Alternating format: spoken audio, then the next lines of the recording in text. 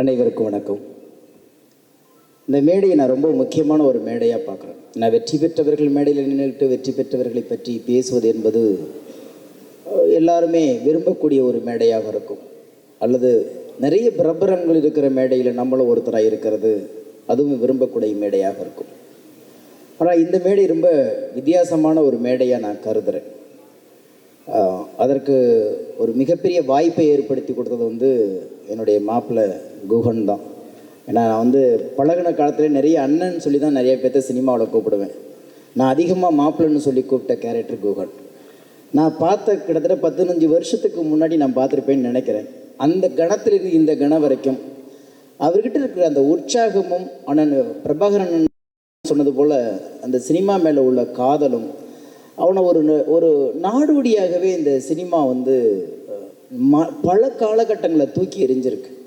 ஆனால் இவ்வளோ காலம் அவளை எல்லாம் சலித்து இந்த மேடைக்கு வரத்துக்காண்டி அவன் பட்ட சிரமங்கிறது எழுத்தில் எழுதவே முடியாது. ஆனால் எப்போதுமே அவனுடைய முகத்துலேயும் சரி வார்த்தையிலையும் சரி சோர்வு வந்ததே கிடையாது.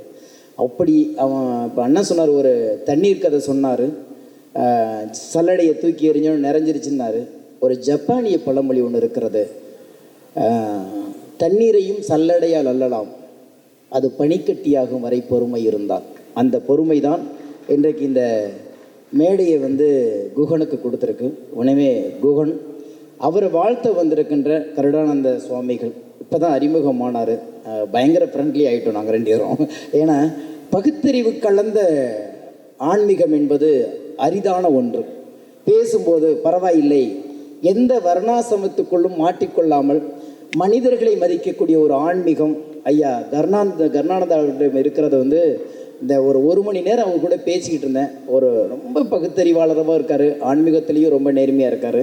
அவர் இந்த மேடையில் இருக்கிறது ரொம்ப ரொம்ப ஒரு சந்தோஷமான ஒரு தருணமாக நான் பார்க்குறேன். அதே மாதிரி இந்த படம் இந்த களத்துக்கு இங்கே வரத்துக்கு காரணமாக இருந்த தயாரிப்பாளர் ஜெசிகா. ஏன்னா அவங்க இன்றைக்கி குகன் கூட உட்காந்துக்கிட்டு அவ்வளோ வேலைகள் என்னை ஒரு வாரத்துக்கு முன்னாடி என்னை பார்க்க வந்தாங்க. அப்போ சொன்னாங்க, மாப்பிள்ளை யாரை கூப்பிட்றனே தெரில, எல்லாம் தேர்தல் நேரமாக இருக்குனாங்க. நாங்களும் எல்லாரும் முயற்சி பண்ணோம். 2 விஷயம், ஒன்று தேர்தல் பிரபலங்களை பயமுறுத்தியது, இன்னொன்று கலைஞர் அரங்கம் பயமுறுத்தியது. ஏன்னா எதுக்குள்ளேயும் மாட்டிக்க கூடாதுங்கிற ஒரு எச்சரிக்கையிலேயே குகன் மீது உள்ள நட்பும் அவன் மீது உள்ள மரியாதையும் அக்கறையும் இருந்தால் கூட இந்த நேரத்துக்குள்ளே இந்த வளாகத்துக்குள்ளே வந்தால் எங்கே நிறமாறி போய்விடுமோங்கிற ஒரு பயம் அநேகமாக ஒரு 50-60 பேர்த்துக்கிட்டனாவது நம்ம தொடர்பு கொண்டிருப்போம்னு நினைக்கிறேன். அப்போ தான் சொன்னார், மாமாப்பிள்ளை யாருமே வேண்டாம், நம்மளை நம்பி யார் வராங்களோ உட்கார வச்சு நம்ம பண்ணுவோன்னாரு. அப்போ நான் சொன்னேன், 21 டிபார்ட்மெண்ட் நீ கையில் எடுத்துட்ட, நான் கூட வேண்டாம், இந்த கையில் கொடுத்து இந்த கையில் வாங்கடா, அதுதான்டா வெற்றி. ஏன்னா உனக்கு நீ அவனை விட என்னை யார் உன்னை நம்ப போகிறா அப்படின்னு சொல்லிட்டு இருந்தோம். அந்த மாதிரி அவ்வளோ தன்னம்பிக்கை. அதே மாதிரி அண்ணன் சண்முகமாக இருக்கட்டும், பிரபாகரனாக இருக்கட்டும், அங்கே இருக்கிற இயக்குனராக இருக்கட்டும், தயாரிப்பாளராக இருக்கட்டும், எல்லாருமே நட்பு ரீதியாக இங்கே வந்தோடனே அவர்களுடைய பிரியமானவர்களாக மாறி மேடைக்கு வந்திருக்காங்களே தவிர இங்கே வர வரைக்கும் இந்த மேடையை அலங்கரிப்பதற்காக யாரையும் கூப்பிடவில்லை. குகன் என்னத்தை சம்பாதிச்சாரோ என்னன்னு எனக்கு தெரியாது, ஆனால் மனுஷங்களை நிறைய சம்பாரித்து வச்சுருக்கான். எந்த பக்கம் போனாலும் சரி, எப்படி தான் இவனால் அந்த உற்சாகமாக இருக்க அப்படின்னு தெரியவே தெரியாது. அவ்வளோ உற்சாகமான ஆள், எப்போ கேட்டாலும் பகிரங்கமாக ஏதோ ஒரு டால்பின் சவுண்டில் பேசுகிறது மாதிரி தான் அவன் குரல் இருக்கும். எனக்கு அதை பார்த்தீங்கன்னா நீங்கள் இப்போ டவல் டைலாக்லேயே பார்த்துருப்பீங்க. இதையெல்லாம் மீறி சினிமா ஒருத்தனை மிகப்பெரிய அச்சுறுத்திக்கிட்டே இருக்கும். நம்மளாம் சினிமாவுக்கு சிரமப்பட்டு இன்னும் உதவி இயக்குனராகவே, இன்னும் சாதாரண துணை நடிகர்களாகவே 5 வருஷம் 6 வருஷம் போராடிட்டு முடியாமல் மறுபடியும் தன் சொந்த ஊருக்கே திரும்ப முடியாமலும் இந்த ஊரில் வாழ முடியாமலும் எத்தனை பேர் இங்கே நாடோடியாக தெரிஞ்சுக்கிட்டு இருக்கிறோம். அப்போ ஒரு சலிப்பு வந்துடும் சினிமா மேலே. ஆனால் இத்தனை வருட காலம் அவங்க அப்பா கிட்ட பேசிட்டு இருந்தப்போது ஏறத்தாழ ஒரு 30 வருஷமாக கஷ்டப்படுறான் ஐயா. இப்போ தான் அவங்க அப்பாவையும் பார்த்தேன். எங்கள் ஊரில்னா ஏதாவது அவனுக்கு செஞ்சு கொடுத்துருவேன், எங்களுக்கு சினிமாவில் யாரையுமே தெரியாதுயா. ஊரில் எதையோ ஒன்று செஞ்சு கொடுத்துருவேன், ஆனால் இந்த ஊரில் சினிமாவில் எங்களுக்கு என்னையா செய்ய முடியும்? ஏதோ ஆசைப்பட்டான், ஏதோ பண்ணுறானோ, வந்துட்டான், மேடை வரைக்கும் வந்துட்டான், இதுக்கப்புறம் கடவுள் கொடுத்த வரோம் அப்படின்னு சொல்லி அவங்க அப்பா சொல்லும்போது தான் தெரிஞ்சு, இந்த மாதிரி அம்மா அப்பாக்கள் அமைவதே சினிமாக்காரங்களுக்கு கொடுத்து வச்ச வரம். போய் ஜெயிக்கலைன்னா மரியாதையாக மாடு மேய்க்க வாடா, கல்யாணத்தை பண்ணுடா, வியூரில் இருல, வயக்காட்டை பாடுறான்னு சொல்லி விரட்டிகிட்டு இருக்கிற அம்மா அப்பாவுக்கு பற்றியில் ஆசைப்பட்டுட்டல போ, எதுவாவது பார்த்துன்னா. எங்கள் அம்மா அப்பாவை பற்றி நான் ஒரு கவிதை எழுதியிருக்கும்போது அந்த வரிகள் தான் அப்பாவை பார்க்கும்போது யாகம் வந்துச்சு.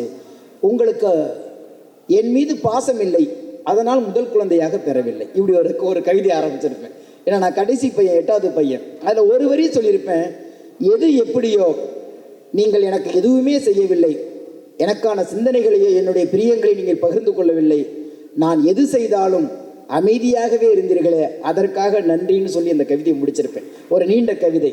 அதனால் அவன் என்ன செய்கிறானே தெரியுமோ தெரியாது இல்லை, அமைதியாக இருந்து அவனுக்கான வழியை திறந்து விட்டதுனால நிஜமாக நீ விழுந்து விழுந்து வணங்க வேண்டியது அம்மா அப்பா அக்கா கால்களில் தான். ஏன்னா எப்போதுமே ஒரு சகோதரியுடைய பாசம் சகோதரனுக்கு தான் தெரியும். அதுங்க பார்க்கும்போது பார்த்தோம், ஒரு தோழமையோடு அவங்க அரவணைத்து அந்த பாசத்தை இந்த மேடையில் வரத்து கொண்டு என் தம்பி ஏறி நிற்கிறான், என் அண்ணன் ஏறி நிற்கிறாங்கிற அந்த பாசங்கிறது வேறு. எனவே இது ஒரு வித்தியாசமான ஒரு விழா. எனக்கு இதில் என்ன இன்னும் கொஞ்சம் மரியாதை உண்டு குகன் மேல் அப்படின்னா, உங்களுக்கெல்லாம் தெரியும் தஞ்சாவூரில் பேராவூரணிங்கிற மாவட்டத்திலேயே அங்கே குருவிக்கரம்பை சண்முகம் அவங்க வம்சாவளியில், அதாவது ஒரு வகையில் பெரியப்பா முறைன்னு நினைக்கிறேன் உங்களுக்கு, அந்த வம்சாவளியில் அவர் யாருன்னா இந்த தலைமுறைகளுக்கு தெரியாதுன்னு நினைக்கிறேன், மற்ற பத்திரிகையாளர்களுக்கு நிறைய தெரியும்.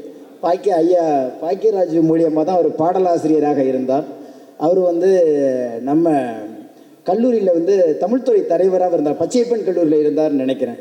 அவர் எழுதின முதல் பாட்டு, கவிதை அரங்கேறும் நேரம் மலர் கணைகள் பரிமாறும் தேகம், இந்த மாதிரி புகழ்பெற்ற பாடல்களை பாடிய ஒரு கவிஞனின் அந்த ரத்தத்திலேருந்து அந்த உணர்வுலேருந்து வந்ததுனால எனக்கு குகன் மேலே ரொம்ப எனக்கு பாசம் உண்டு.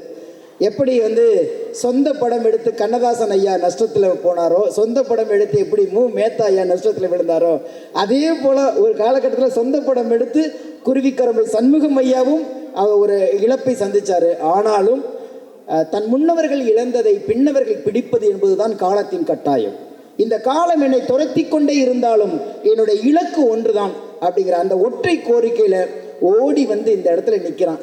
இந்த படம் நல்லா இருக்கு நல்லா இல்லை அதெல்லாம் நான் எதை பற்றியுமே பேச மாட்டேன்.